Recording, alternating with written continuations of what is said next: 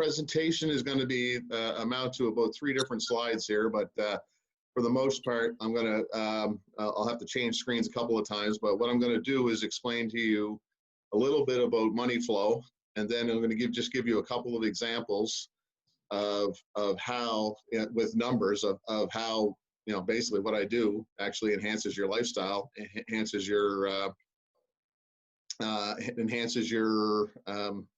lost my train of thought. Enhances your lifestyle and enhances your cash flow. Sorry. Okay. So first slide to share. Hopefully it's right away here. Yeah, there it is. Okay. Yay. Okay, everybody see that? Yep. Yep. Okay, so I'm just going to walk through this. This is kind of a pretty typical diagram that I'll walk through with people. I use sometimes I do it right on my whiteboard in my office when I'm in the office, or on the somewhat of a virtual whiteboard like you see right now. I just basically typed it up so I don't have to write. So, but I'm going to explain to you basically where I come in. Okay, so everybody earns income in some way, whether that's passive or active, and it gets deposited to a bank. And then that's when the flow really gets negative for people, because what happens is the process is a constant flow away from you, whether that be in opportunities, events, or expenses. As you can see down below, all of those things happen. So your money gets directed to paying your bills, saving for a vacation, home maintenance, educating children, paying for weddings, investing in your retirement plans, investing in your business, or investing in the stock market, whatever. So here, the problem is the money is always, you know, it flows into your bank, which is not yours, and then it flows out of the bank that's not yours and into something else that, you know, ideally the investment is yours, but the control aspect is lost there as well. But frankly, you know, when you're investing in a conventional manner, you're hoping that you know, maybe 10 or 15% of that can go to investments. The rest of it goes to expenses and events. And the base, by the way, I define events as anything that you either have to save or borrow for. You don't pay for with your regular monthly cash flow. But your regular monthly cash flow is also a constant flow away from you. So the reason this diagram looks the way it is you got a little box in between those arrows, and that's where I come in. So I'm going to explain this as a process. Now, obviously the box is a product that I provide, but the product is not as relevant as the process. The process is getting the money to flow back to you. So if you can actually direct, and I'll add one arrow here on this if I can. And if you can direct this down to here and then make your moves, what you're doing is channeling the flow into your own. So basically, you know, everybody needs a bank account, but we want to also be able to store that money in your own bank. And that's what that rectangle is you create your own bank to leverage off of for your opportunities and events, and as well your expenses, which is something I don't spend a lot of time talking about with people. Is expenses can also be cycled through this. You just have to do it, and you just have to have the right coach to know that you're doing it properly in order to not cannibalize your whole system. Now, why does this work? This worked, and I'll give a shout out to Jason Conrad, because he actually opened my eyes to this last summer when I gave him one of my books to read. It's actually behind me right here. The book up there, Becoming Your Own Banker. And he said the biggest thing that he brought from it was everything has a cost. Whether you're paying cash or borrowing money, there is a cost for that. You're either paying up or giving up, so to speak. So you're paying in interest or giving up interest. So really what that is lost opportunity cost. And lost opportunity cost is permanent. We finance everything we buy. And if you are just letting it flow away from you, that is a permanent loss of opportunity. And if you're lucky enough to be in that you know, small percentage of people that are saving more than 5% of their income, you know, 95% of your money is flowing away from you. So what we'd like to do, what I like to do, is let that flow back to you. So I know that is probably a somewhat like I'm hoping that most of you here kind of get an idea here. So like, I mean, obviously there's no secret what that rectangle is, and that is, it is a specifically designed high cash value life insurance policy. And what that does is that is your storage of wealth. What I tell people all the time is your wealth has to reside somewhere. Why not reside in your bank instead of someone else's? So that is the gist of the flow of money. So that's really the purpose of this diagram, was just to show you the flow. But now I'm going to show you a couple of real examples of, well, not, I mean, they're hypothetical, but they're very real examples that I've one is an opportunity, one is an event, and how this process actually makes you money. So first off, I'll go and I'll see which one pops up first. Opportunity. Okay. This is a, I gotta change my share though. You guys are still seeing the same screen, right? Yeah. Yeah. So now I gotta find my controls again. Where are they at? Why am I, okay, they're up there now. Okay. They moved on me. All right, share. Swan. Okay, everybody see that a bunch of numbers? Yep. Okay, so this is an example of a typical real estate situation that any and everybody can be involved in.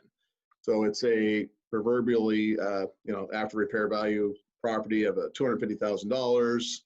You go in and you buy that at value, pay about $7,500 in closing costs, and forget about the rest of the numbers, except for the $257,500. The rest of it's built around depreciation and taxation, which I left out of this just for simplicity. So in a typical situation, you have 20% down, you have a $200,000 loan at 3% for 360 months, 30-year amortization. You generally want to extend that as long as possible when you have deductible interest and investing. So that's what I do anyway. So a loan payment of $843 a month. And in the center here, where you say, I don't know, can you see my cursor moving? Yes. Everybody, yeah. So the expenses, I just lumped them together as approximately $800, just to give us some pure numbers to work with. $2,000 rent, and then a 60-month investment analysis. What does that do? Okay, so we assume a 3% increase or inflation increase in rent expenses as well as the property. So it's a passive increase in the property value. With a $57,500 down payment, you got a cash value of $357 a month. And then, basically, if you sold or refinanced after 60 months, you come up with about 98 grand. So you'd have an 18.9% annualized return. And sorry, I meant to do this beforehand. I think, if I'm not mistaken, that's about a 7% cash return. 12 divided by 57.5. No, 7.45%. So what I'm talking about there is a cash on cash return. Is you got a $357 cash flow on a $57,500 investment. So without even the growth of your initial cash flow return is 7.5%. Now, how can what I do enhance that? Okay, go back and think back now. You got your money stored in your own bank, but instead of withdrawing it, you borrow it. Okay, so let's say we put 50 grand here. Okay, and the cost is say 5%, and you pay interest only. Well, you got another payment of about $200 a month, 208. That's because it doesn't do interest only. So you got about $1,000 mortgage payment, $8,000 expenses. So your net monthly cash flow goes down to $148, but you're only into this for $7,500. Now, for all intents and purposes, if you got the cash available for, I would say, 100 grand or even 50 or 75 or whatever. Sorry, not 50. You could have this as a pure leveraged play, in that the 7,500 could be gone. I leave that in there just for measurement purposes. So what's happened? Well, your 18.9 has gone to 58.7% return. Now, does that seem like something that anybody can wrap their head around and say, okay, that would be worthwhile doing? And understand that this is not atypical at all. This is quite doable, and I'm not even done yet. Okay, so what happens here is If you have your money in a high cash value life insurance policy specifically designed, the return inside of that policy is tax free. The cash growth will probably is anywhere from 3 to 5%. Let's call it 4. Okay, so you're going to grow at 4% tax free. Now let's go back down here. This 5% here on your 50,000 borrowed is tax deductible because you're investing. So I can't show a negative return in this, but if you're a 50% tax rate, then that's 2.5% your net cost. If you're gaining 4 tax free, let's just make that 0, because you're actually you're actually doing better than 0, but let's just call it 0. Now you're at an 81% return. Now, can anybody else, can anybody besides me get excited about making an 81% return? And again, this isn't something that is just automatic. Obviously, you got to work, you got to find the properties, you got to utilize Greg and Amanda and Jenna to get these things, get these opportunities. But they're out there. So it's not that it's not work, but it's just a way to enhance a side business, if you will, if you're not already in the real estate business. And of course, again, that could be an infinite return, but it won't give me a number if I put the 57.5 in there. And quite frankly, I mean, even if you say, well, I want more than 350 or even 100, whatever the other one was. If you look at the interest charge, 148, you can also drop this. Say, okay, well, let's only put 30,000 in extra. It's still a pretty darn good return, and you got a little bit of safety built into that. And again, understand that this works like a line of credit on steroids, because it's a line of credit that grows in value as well as providing a non-demand capital for you. Okay, so that's the investment side of this. I'm going to keep going because I'm long in the tooth. So I'm going to keep going on to the usage or event one, and take questions afterwards if you so desire. So this one here, did this change, or do I got to reshare this screen too? I think it's.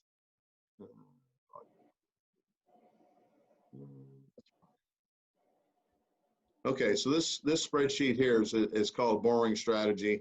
It's just a comparison of, so what I've got here is a typical, and again, this isn't looking at, nothing I'm doing here is talking about death benefit, which just happens to be another benefit with the life insurance as your bank.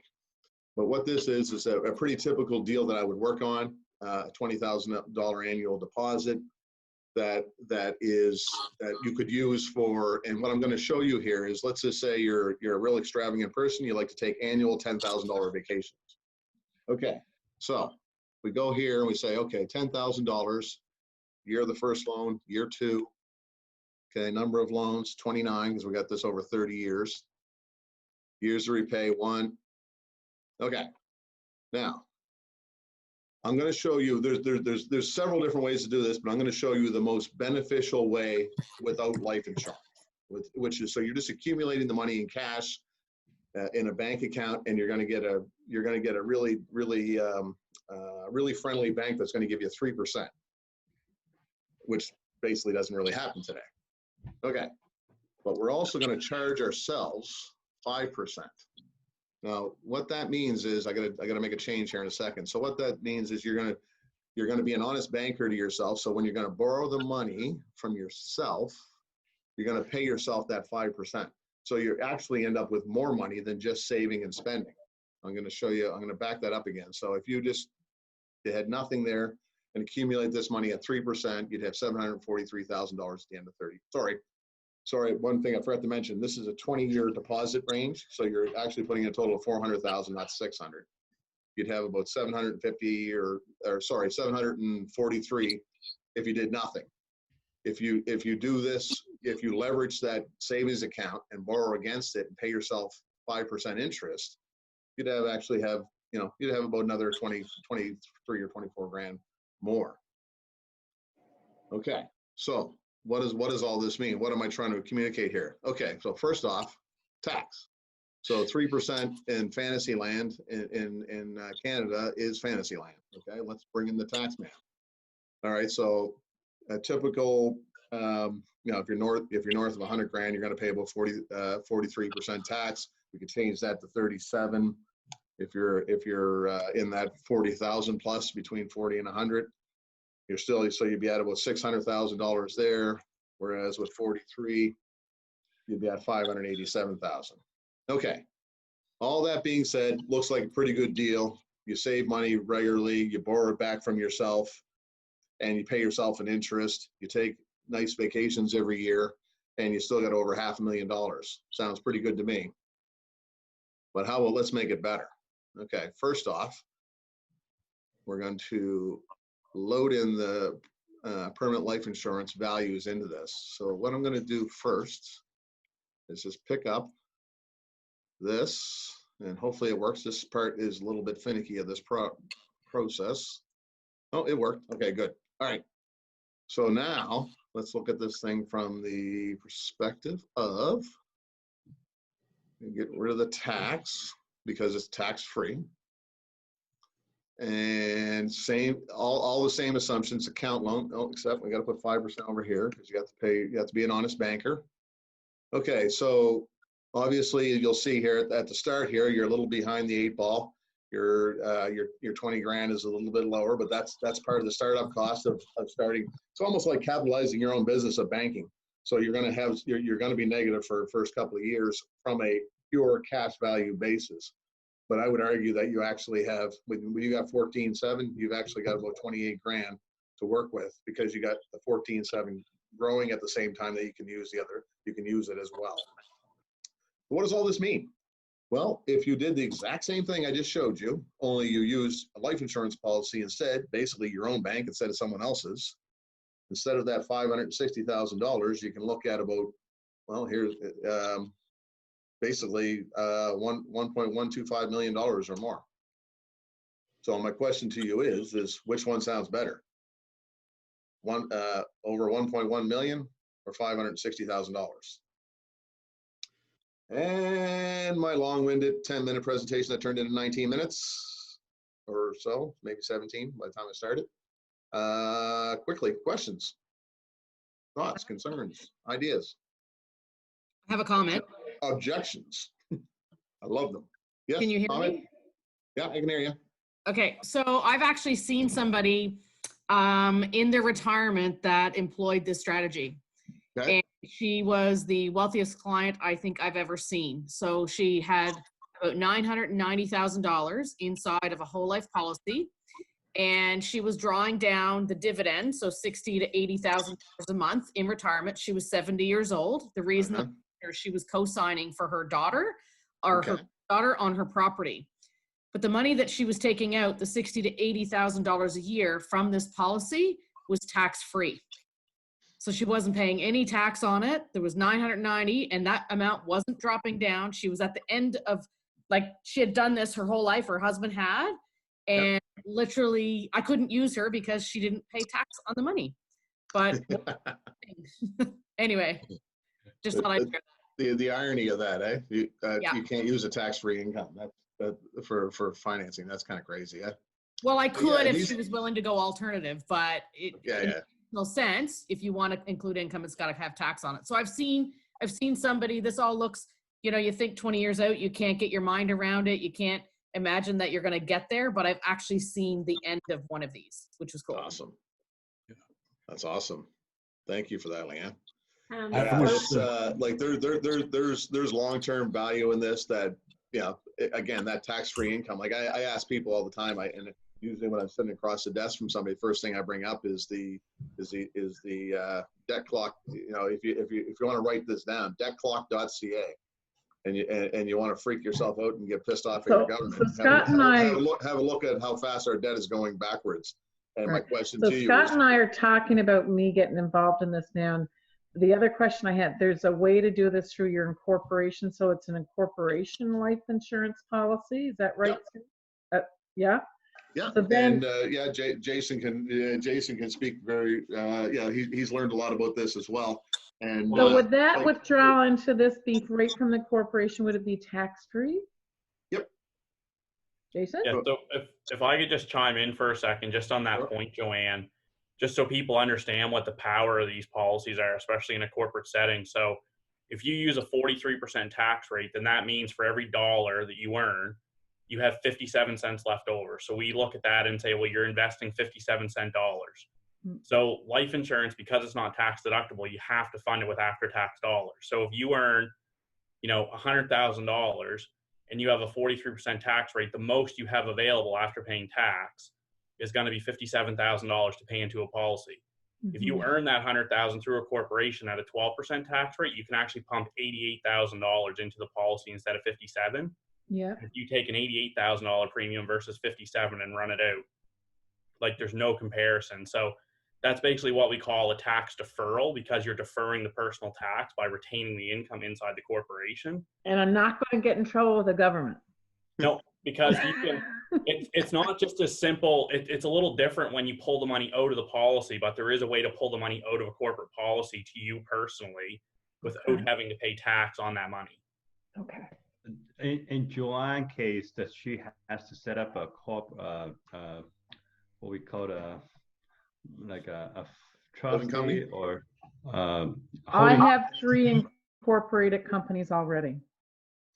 yeah, doesn't need it. Has to be like a corporate. Sorry, it's not corporate. Like a holding company.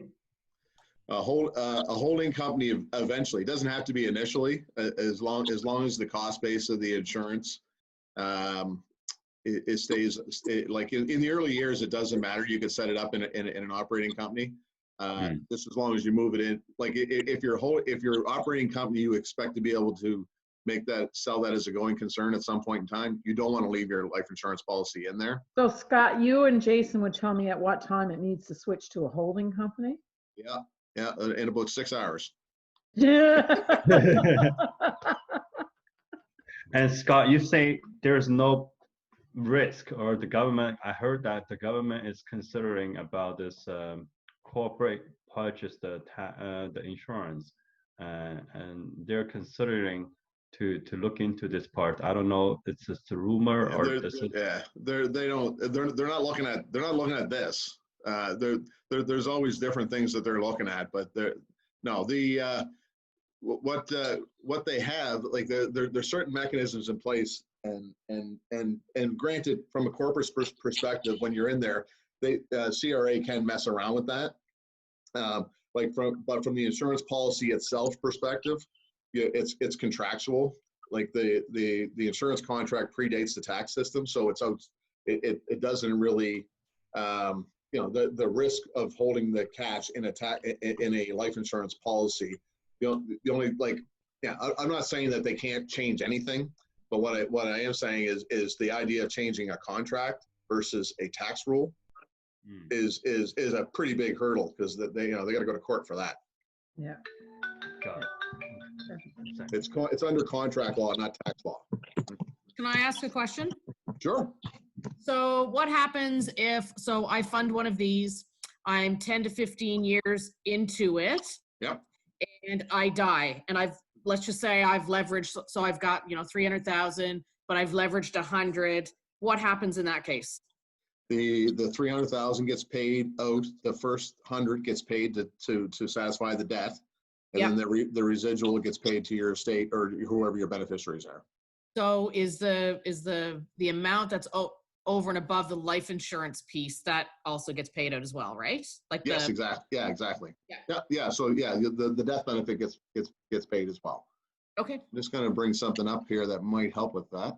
If I could just add a plug too, Scott. Yeah. And these are my personal views, because I've told people before I'm working with Scott, and I personally don't intend on ever investing money in anything other than life insurance going forward. But one of the things I would add that I usually say to a lot of clients when I'm dealing with clients about this idea, because it's obviously Scott's job to go through the details, but it's our job to identify opportunities. And one of the things that I often say to people, which I find hits home, is think about any other normal retirement strategy. And the entire strategies are always built on grow wealth, grow wealth, grow wealth, deplete wealth, deplete wealth, deplete wealth, deplete wealth. That's how it works. You get a rate of return, unless you're fortunate enough that you build enough capital that you can live off the rate of return net of tax, which most people can't do, then your net asset value continually declines as you're going through retirement.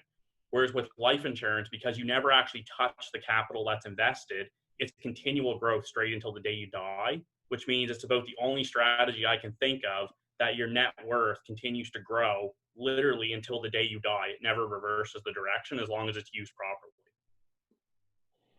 That's actually you guys see the new diagram I just threw up there? The hand-drawn one? Yeah, and what Jason's talking about there is that black line in the top and the little EOL in the bottom right corner, that's end of life. Like your wealth and your estate just continues to grow. That little ladder is what Leanne was talking about the tax-free income coming in passive income time. Is you're essentially spending your death benefit while you're still alive, and really how much of that you spend and how much of it gets handed on depends on how long you live. Can I ask a question? Sure. Scott, Fire away. how would you start investing in something like this? I mean, I've heard that there were threshold minimums to buy into some of these programs. Do you have an insurance program where there is no threshold buy-in? Do you advise monthly payments? What are your ideas on how to get started? Just so you know, it didn't pop up on my screen. Mark, is that you talking? Yep. Yeah, okay. It took me a second to recognize the voice, but yeah, it's very scalable up and down. We can put plans in place for as little as $1,000 a year. You're obviously not going to retire on that, but yeah, no, they're scalable. I threw up that the typical one is to 20,000. What a lot of people don't really realize is, like, I put a third of my income into this stuff, and before I started doing this, I'd be lucky if I would tuck away 12% of my income. Now I'm suddenly tripled that, just by storing it here. Not to mention the other things I do on the side when I borrow it back out. So everything I've showed you there about the real estate investment, that's just additional growth. That's got nothing to do with the growth of the policy. The growth of the policy is all by itself. I'll address that. A lot of people give me the question. I know I'm getting a wave here, like I'm running out of time, but is that what the wave's for? Yeah. Aileen? Yep. Yeah. So I'll do very quickly. Okay, but I got to point in one more thing that he told me yesterday that I think is important. Only 1 year before I can borrow on it, right? In the plan that I set up for you, I tell people to hold off for a year. But if you think about that rectangle in the first diagram I showed, that's it. All that is your stopping grounds. Like I make the joke with people all the time is I don't care what you do with your money, just give it to me first. Yeah. Scott, I wished I'd met you like 20 or 30 years ago. Holy crap. It doesn't matter. Just so you know, doesn't matter. Oh, good. Okay, well, That's right. Like Okay, we're booking a one-on-one. When's the best time to plant a tree? 20 years ago. When's the next best time? Now. You just made my day, Scott. Oh yeah, no, it's interestingly enough, is I hear that a lot too, and it's about people. I wish I'd learned this 20 years ago, and so did I. Like I started in the life insurance business 25 years ago, and I never knew that I could borrow from a life insurance policy, and the policy kept growing at the same rate until 5 years ago, which is ridiculous. That's just shows you how poorly trained life insurance agents are. Until I went and spent basically 80 grand in training over a 2-year period before I figured out, okay, there's much better ways to utilize these products.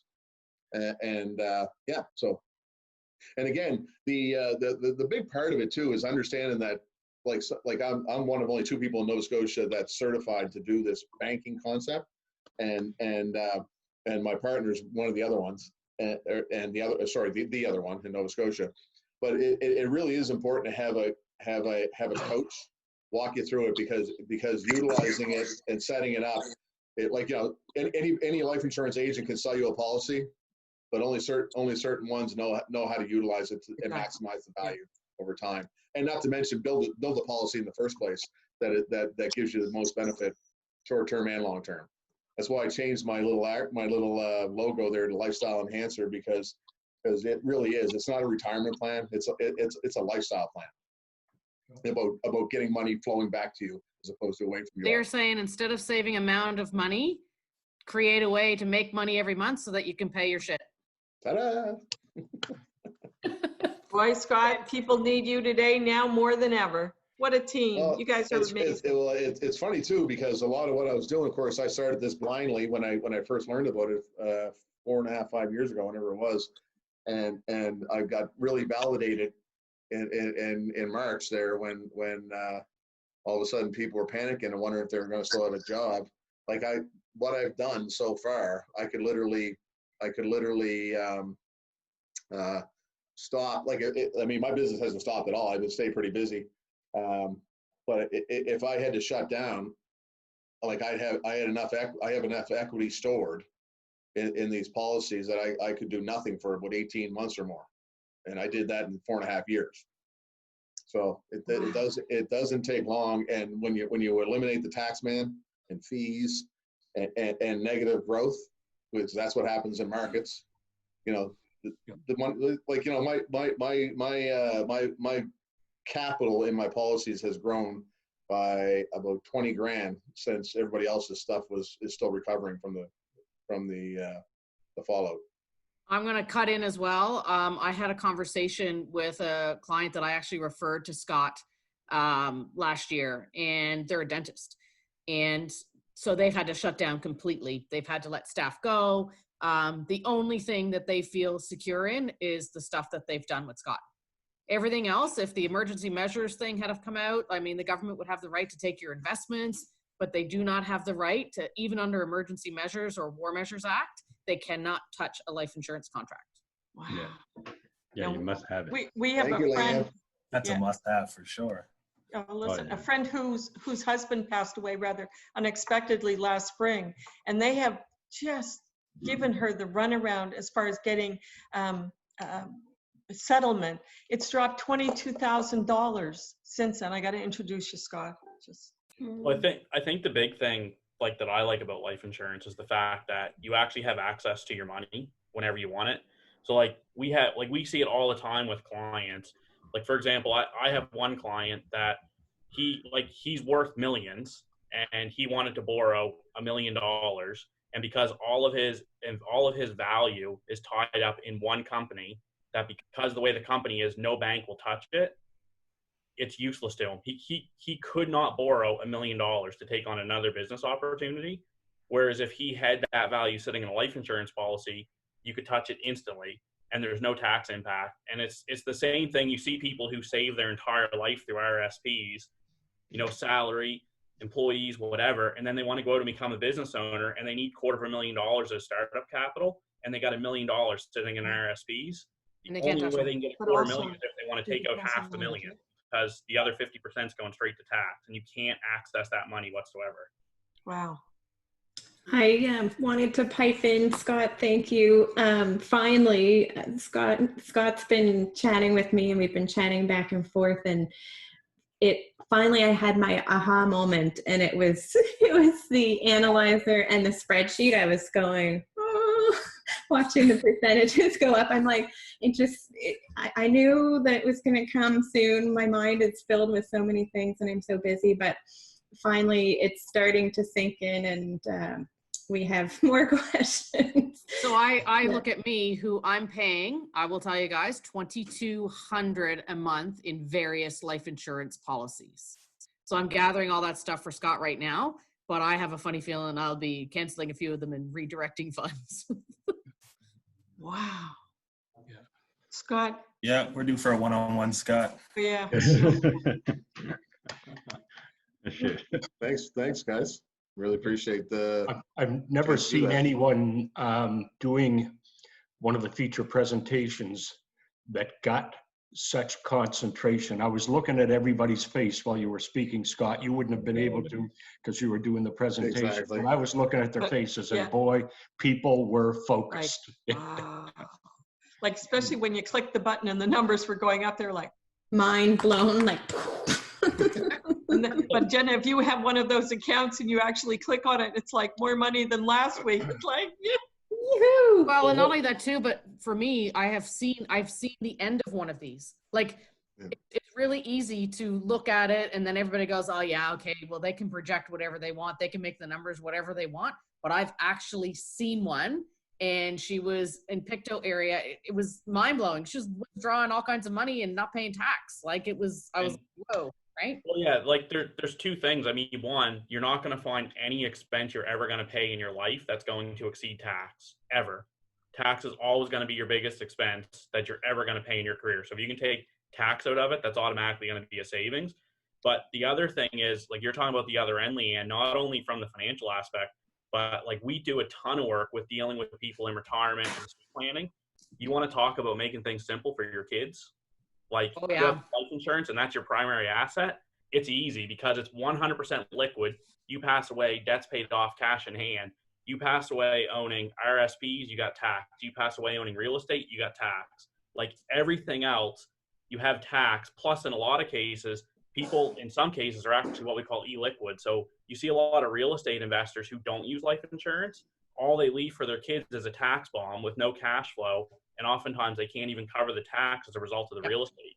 And it's not a function of the real estate being a bad investment. It's a function of they didn't actually have a full-blown plan to build the real Liquidity. estate into their entire estate plan, because the life insurance creates the liquidity to cover the tax cost, and then the cash flow comes as a result of liquidating the real estate. Awesome. I'm picking up Be what you're rich. putting down.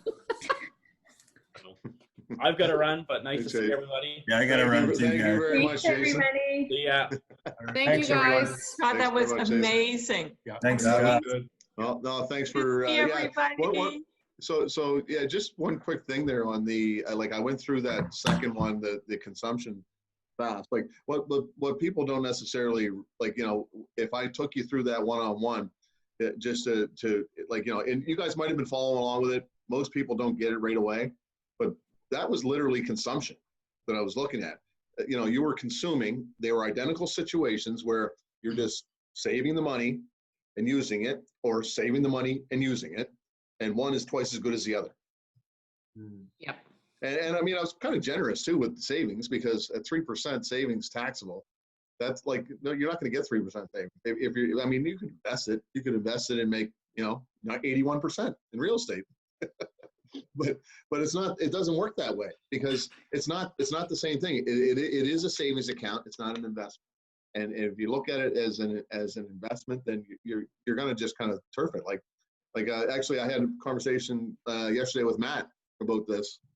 About, you know, I was you know, I said, you know, when I go into a real estate deal, I hope to average over 30% if I'm investing in real estate.